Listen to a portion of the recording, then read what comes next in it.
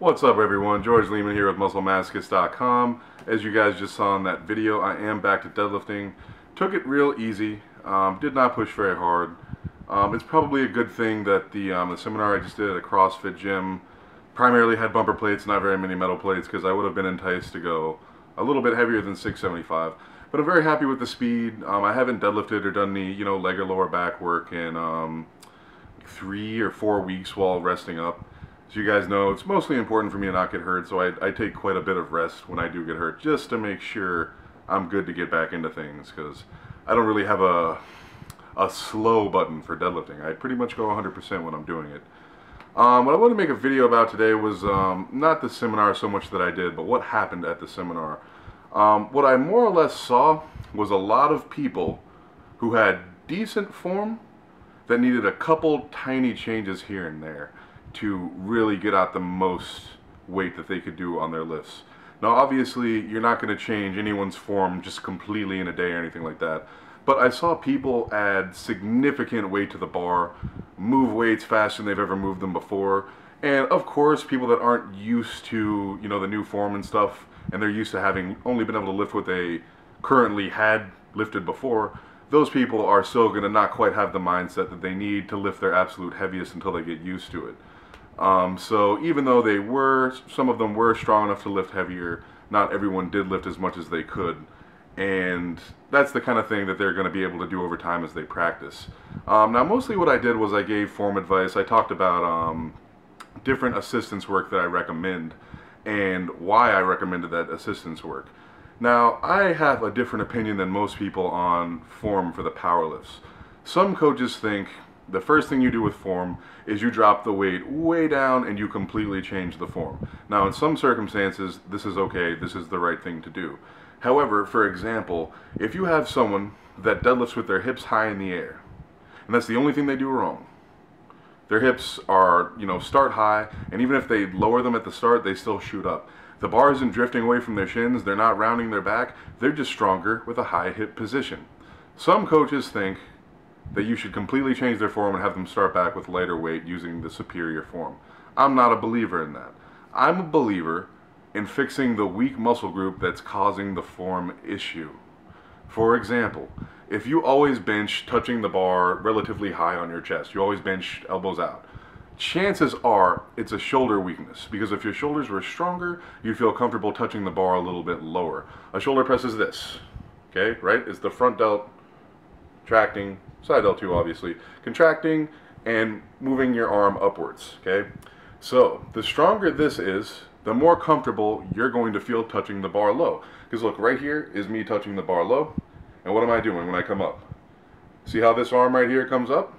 Same thing as a shoulder press. It comes up, comes up. Either way, the front delt is moving that arm upwards. So the stronger your front delts are, the more comfortable you're going to be touching the bar lower when you bench.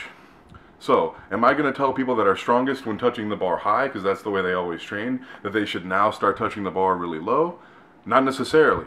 Chances are what I'm going to do is have them bring up their weak point, which is going to fix the form on its own. Obviously, I will give them form advice, but I'm going to focus primarily on strengthening their front delts and their shoulder press and their dips and stuff like that to bring up that front delt strength so that they can use that superior form. When I see someone deadlifting with a high hip position, I'm going to focus primarily on increasing their leg strength, not just quad, but hamstring as well. I would recommend glute ham raises and deadlift stance box squats to fix that. When I see someone using the wrong form on squats, for example, I'm going to pinpoint what that is, and I'm going to focus on training that so that they can then improve with that better form. See, obviously there are technique advices that people should take. There are form cues that help. There are different things like that. Sometimes it is better to lower the weight and do it properly. Yes. However, there are also a lot of times that lowering the weight isn't what's needed. It's strengthening the weaker muscle group that's needed. And there are a lot of times like this when going lighter might actually really hurt your training. If you're strong deadlifting with a high hip position, and you're doing that with a relatively neutral back, it's not rounding, nothing's dangerous about it, you're just stronger with a high hip position. To tell you to use way less weight and sink your hips lower, when you're not stronger that way, might actually waste a lot of time that you could have been using, still strengthening your deadlift as much as possible, but bringing up the weak areas rather than lowering the weight to bring up the weak areas. It's not as efficient in my opinion, every time.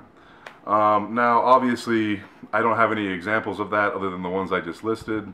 I don't have any videos to use at the moment to describe that, but hopefully some of you guys know exactly what I'm talking about here, because I'm sure there are a lot of people that have been told, oh, you deadlift with your hips too high, well now get your hips really low.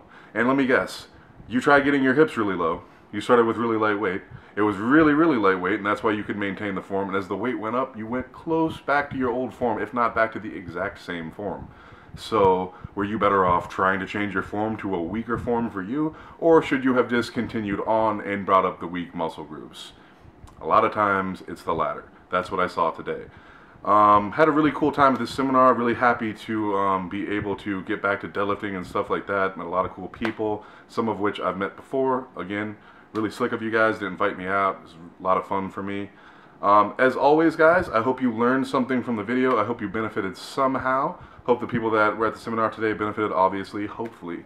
I know some people, specifically a girl, worked up to a 300-pound deadlift, and even without the form being spot on, even without all the conditions ideal, that was still a PR for her, so that's fantastic news for me, and hopefully other people there will be seeing the same thing. I know there was one guy there, his best deadlift was, you know, in the high 3s, and I think he could have easily done in the low 4s today, had he known what he was fully capable of.